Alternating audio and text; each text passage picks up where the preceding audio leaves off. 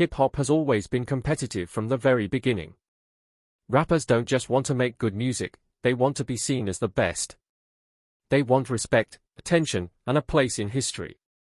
Because of that, conflict has always been part of the culture. But not every hip-hop beef is the same. Some are playful, some are serious, and some turn dark very fast.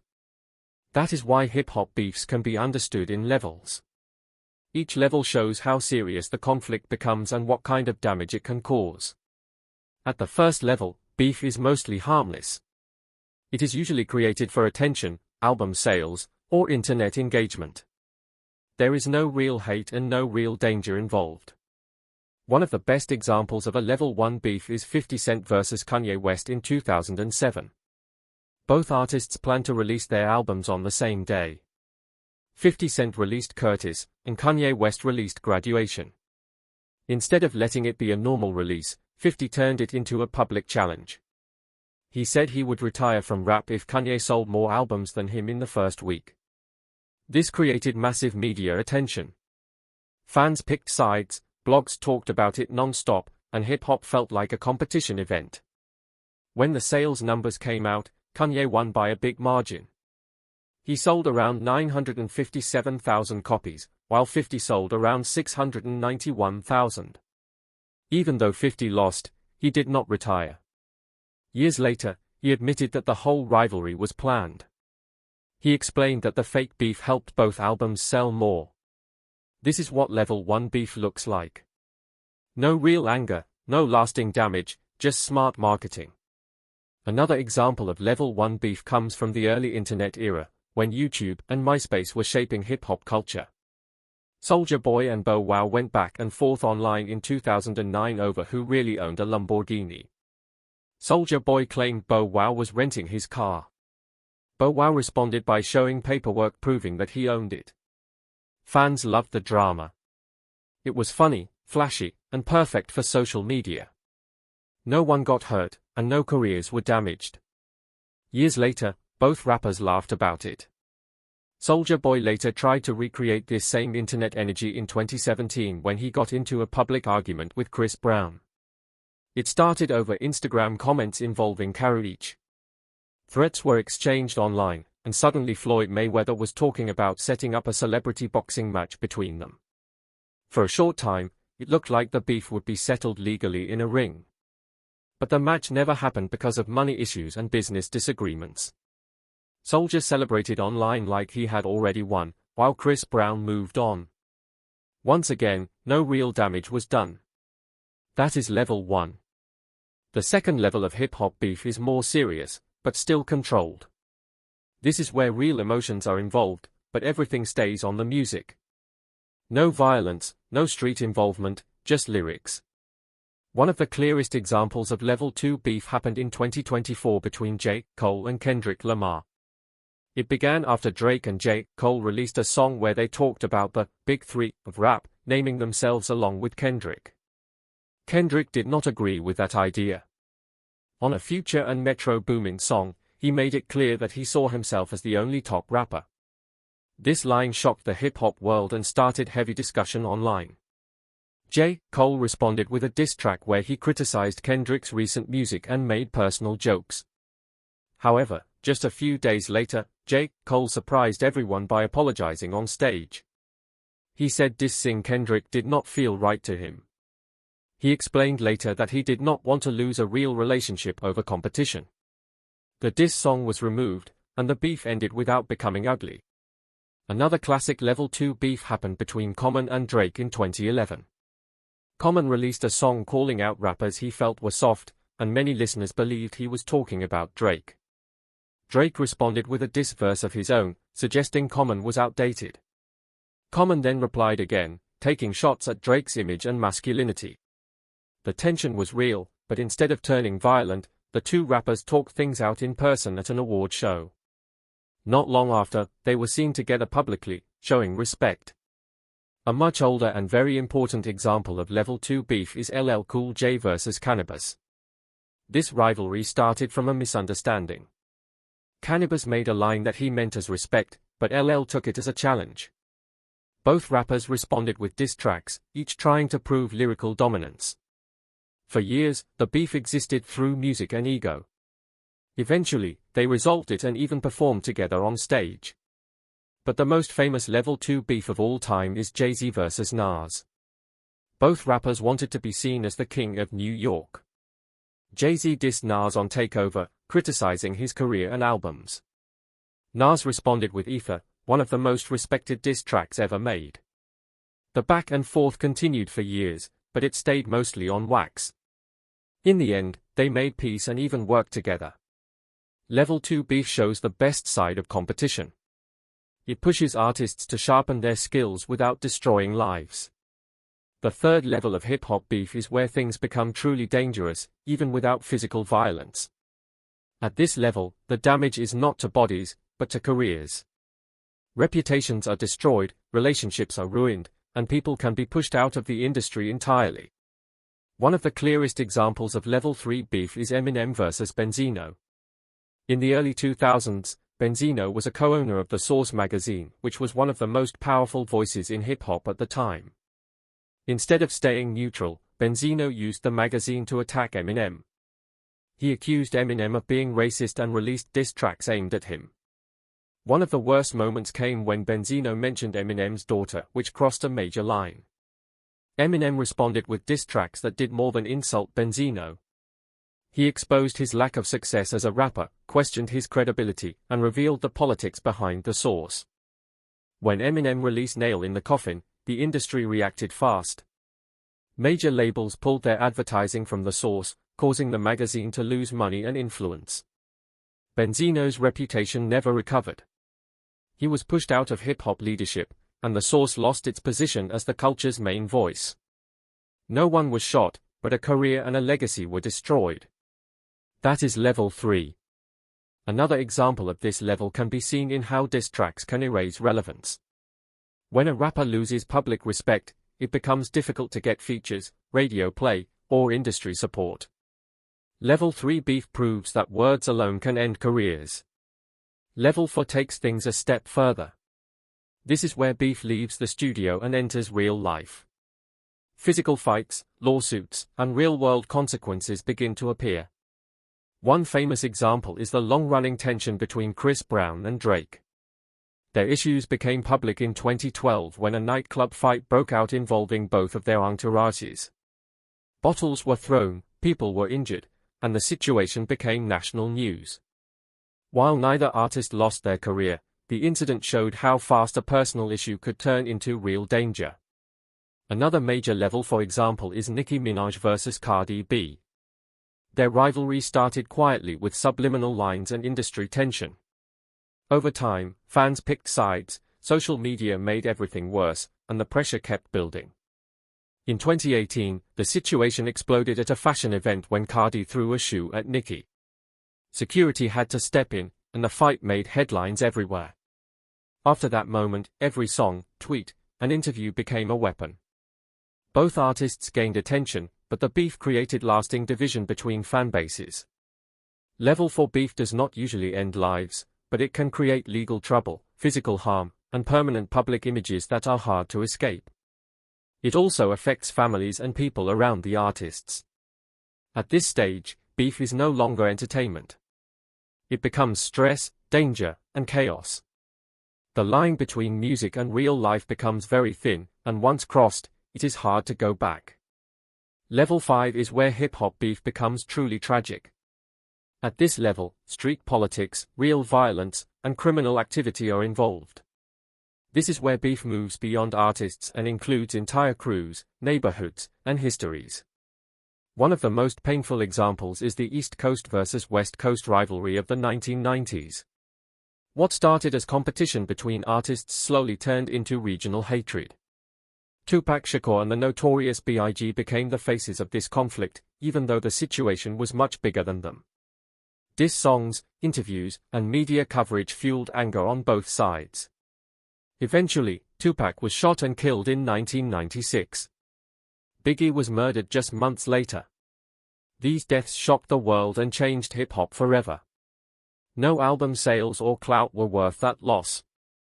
Level 6 beef involves legal systems and long-term consequences. Artists may survive, but they face jail time, lawsuits, and permanent damage to their freedom. Modern examples include rappers whose beefs are used as evidence in court. Lyrics, social media posts, and interviews are examined by prosecutors. At this level, art becomes evidence, and expression becomes risk. Careers may continue, but lives are limited by legal trouble. Finally, level 7 is the most extreme.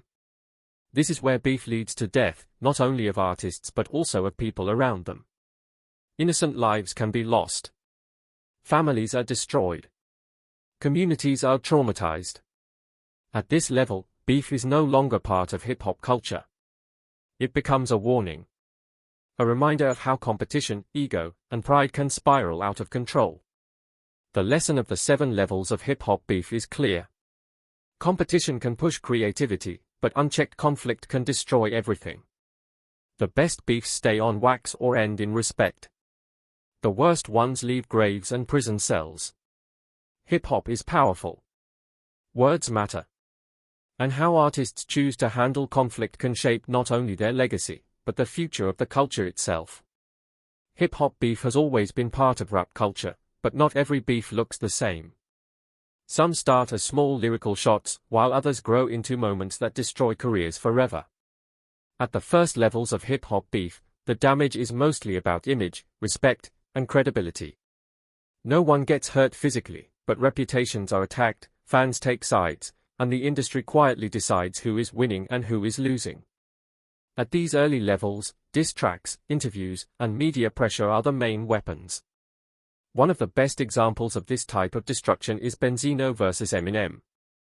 Benzino was not just a rapper, he was also part owner of the Source magazine, which once held massive power in hip-hop.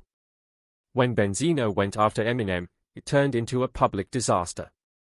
Eminem responded with sharp disses, fans turned against Benzino, and suddenly people started questioning the Source's credibility. By the mid-2000s, lawsuits, bad decisions, and public embarrassment completely destroyed the magazine's influence. Benzino survived, but his name became more of a joke than a respected artist.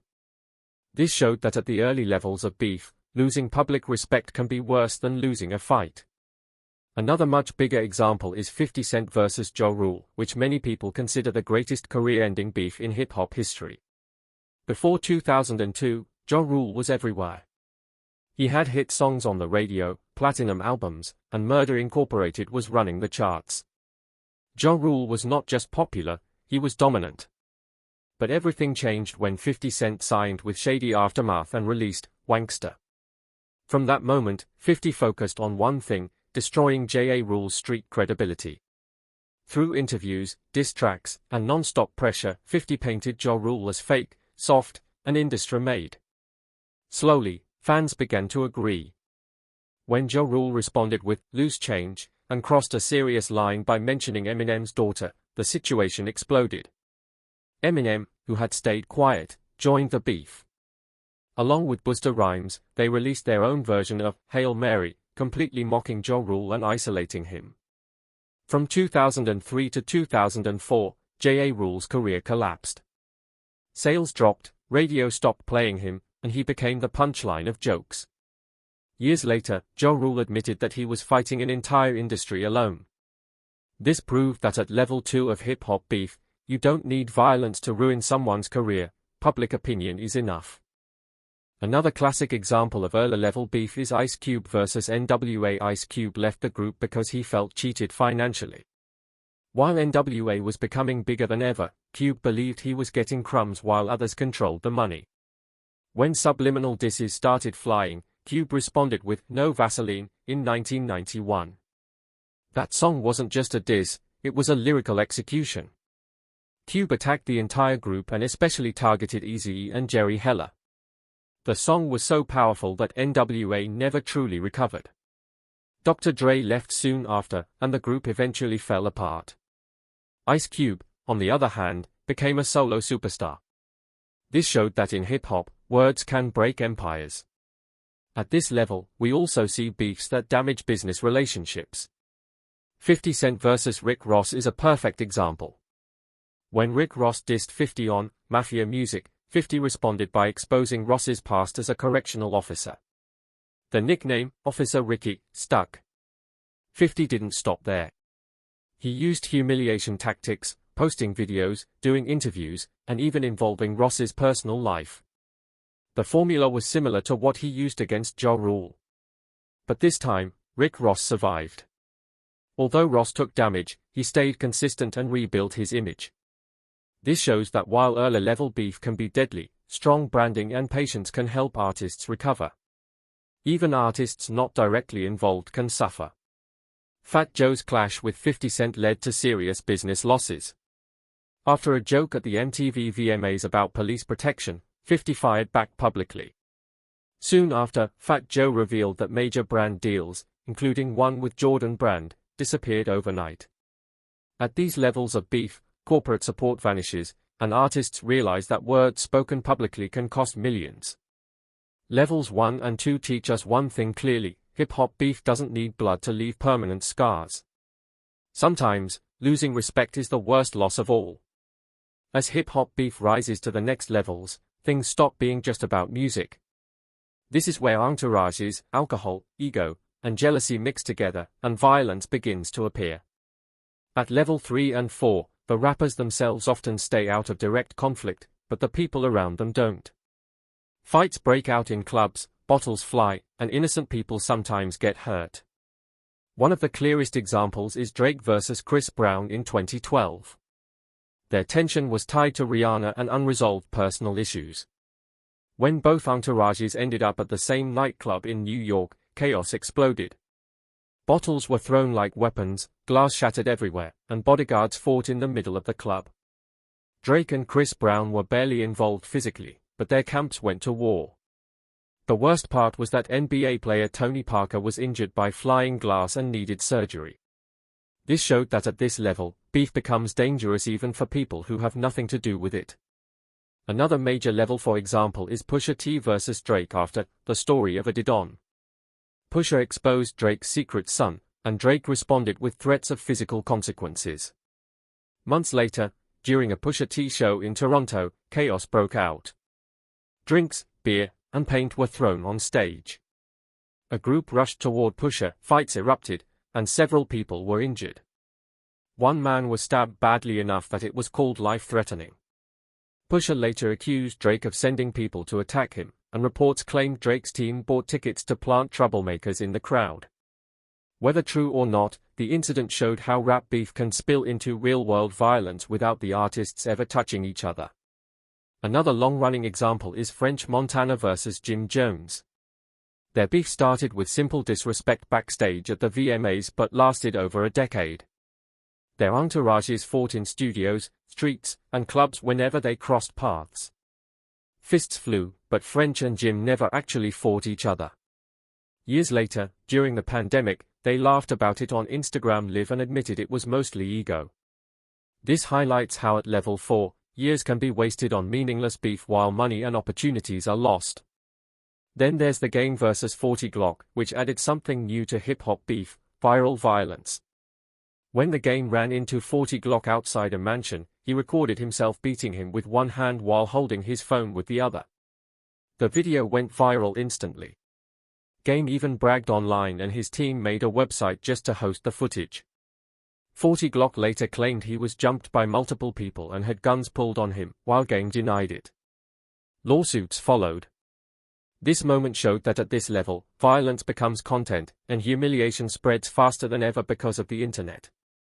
We also saw similar patterns in Dipset versus Rockefeller during the mid-2000s. Business issues between Cameron and Jay-Z led to street tension between their crews. While the rappers mostly kept their hands clean, their entourages clashed repeatedly. This level of beef doesn't always end careers, but it creates constant danger.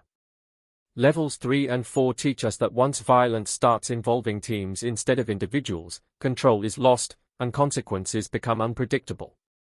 At level 5 and beyond, hip-hop beef stops being entertainment and becomes real survival.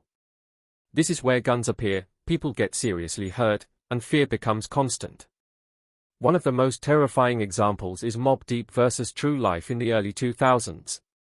What started as a financial disagreement turned into a full studio invasion. True Life and his crew stormed a Manhattan studio armed with guns. People were pistol-whipped, stripped, robbed, and humiliated. Whether Prodigy and Havoc were there or not, their people were violated. This was no longer rap, it was a crime scene.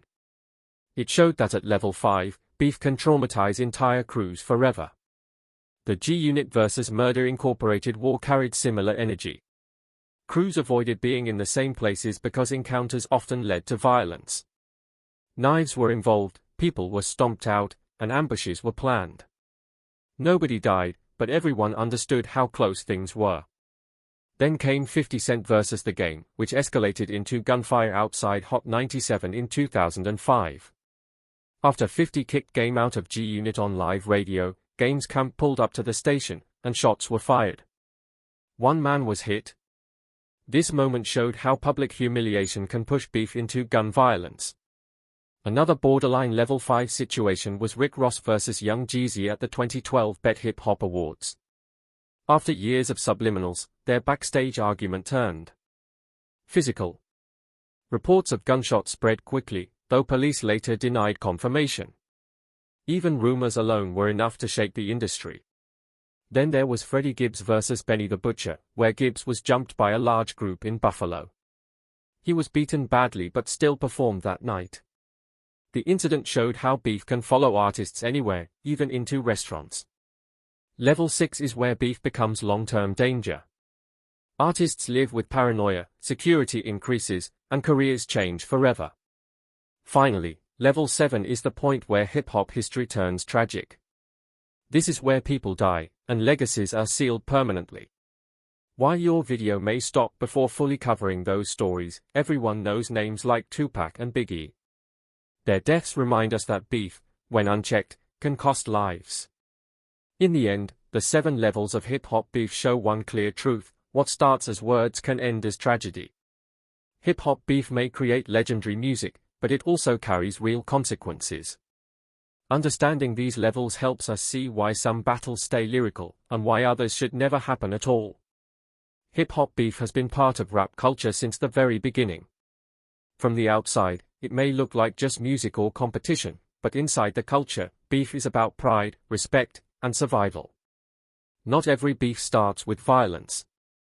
Most of them begin with words, small comments, lyrical shots, interviews, or jokes that slowly grow into something much bigger. This is where levels 1 and 2 of hip-hop beef exist. At these levels, nobody is shooting, nobody is fighting in the streets, and nobody is dying. But that does not mean the damage is small. In many cases, these early levels destroy reputations, careers, and legacies forever. At level 1, the main battlefield is image. Rappers attack each other's credibility, talent, and authenticity. Fans choose sides, blogs spread narratives, and the industry quietly decides who is winning and who is losing. One of the clearest examples of level 1 beef is Benzino vs. Eminem. Benzino was not just a rapper. He was also a powerful figure in hip-hop because he helped run the Source magazine, which once had the power to make or break careers. When Benzino started attacking Eminem, it seemed like he had the advantage. But Eminem responded with sharp, intelligent diss tracks that exposed Benzino's insecurity and bias. Fans quickly noticed that the Source was treating Eminem unfairly, and the magazine lost its credibility. Over time, lawsuits, bad leadership, and public embarrassment destroyed the magazine's influence. Benzino survived as a person, but his name became a punchline instead of a respected voice. This showed that at level 1, losing respect can hurt more than losing money or even fame. Level 2 is where beef becomes much more dangerous without turning physical. This is the level where careers truly die. A perfect example is 50 Cent vs. Ja Rule. Before this beef, Ja Rule was one of the biggest stars in the world. He dominated radio, charts, and clubs. His music played everywhere, and his label, Murder Incorporated, looked unstoppable. Then 50 Cent entered the mainstream with the support of Eminem and Dr. Dre. From the beginning, 50 made Ja Rule his main target. He didn't just diss Ja Rule's music, he attacked his street credibility. Through interviews, diss tracks, and constant jokes, 50 painted Ja Rule as fake and soft. Fans slowly began to believe it. Ja Rule tried to respond, but when he mentioned Eminem's daughter in a diss song, he crossed a line.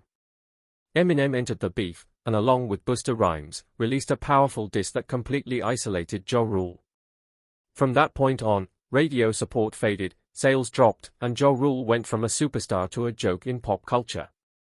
Years later, Ja Rule admitted that he felt like he was fighting the entire industry alone. This proved that at level 2, public opinion can be more deadly than violence. Another classic example of early level beef is Ice Cube versus NWA. Ice Cube left the group because he felt cheated financially. While NWA was becoming bigger than ever, Cube believed he was being paid unfairly while others controlled the money.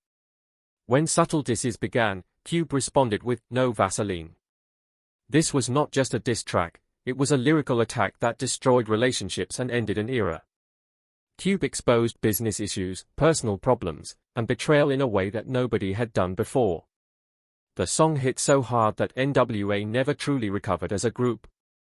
Dr. Dre left shortly after, and the group eventually broke apart. Ice Cube, on the other hand, became a solo superstar. This moment proved that words alone can break empires in hip-hop. Level 2 beefs also affect business in serious ways. 50 Cent versus Rick Ross is a strong example. When Rick Ross dissed 50, 50 responded by exposing Ross's past as a correctional officer. The nickname, Officer Ricky, stuck, and 50 used social media, interviews, and public humiliation to keep pressure on Ross.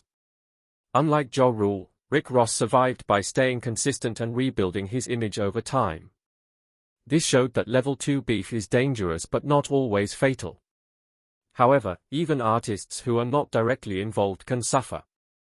Fat Joe's beef with 50 Cent reportedly led to major brand deals disappearing overnight.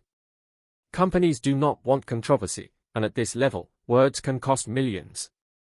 Levels 1 and 2 teach us that hip-hop beef does not need blood to leave permanent scars. Losing respect, credibility, and industry support can be just as painful as physical harm. As hip-hop beef rises into levels 3 and 4, things begin to change. At this stage, beef stops being just about music and starts becoming real-life danger. The rappers themselves often do not throw punches or fire shots, but the people around them do. Entourages, friends, bodyguards, and associates become involved, and once that happens, control is lost. Alcohol, ego, jealousy, and pride mix together, and violence becomes more likely. Level 3 beef often includes fights in clubs, backstage arguments, and public chaos. Another example is DaBaby versus multiple artists over controversial statements and disses. DaBaby's comments online led to public backlash, cancelled concerts, and criticism from other rappers.